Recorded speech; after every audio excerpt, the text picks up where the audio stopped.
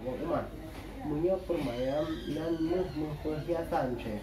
Kurangnya perhiasan permayam 2.200.000 Syekh.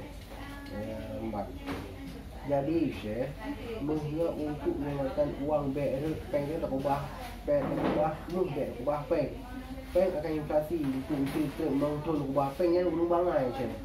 Ya, jadi sistem di beg ubah peng mami peng buta je. Nyopeng dongka je Syekh. Wai Syekh. Jadi kata Syekh kan enggak warong kan.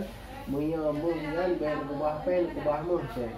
Dikarenakan menyopengan tak punya pegah mereka orangnya hanayu peng. Hanayu tapi nyamu hana mungkin dari masa Nabi Adam di Sulaiman kan kawatai putri Balqis bamu kan tercengang para putri Balqis bamu yang pertama Nabi Sulaiman ba semua bang dorong. Padahal buton nyamu kita mulia jamunkan kamu Syekh.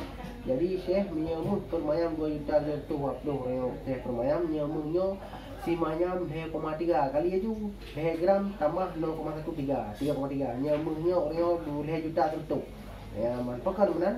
Menyamu perhiasan ini jampung karat tidak 20 karat atau 50 kuning tapi nyamunya 100% asli murni Syekh. Ya Syekh.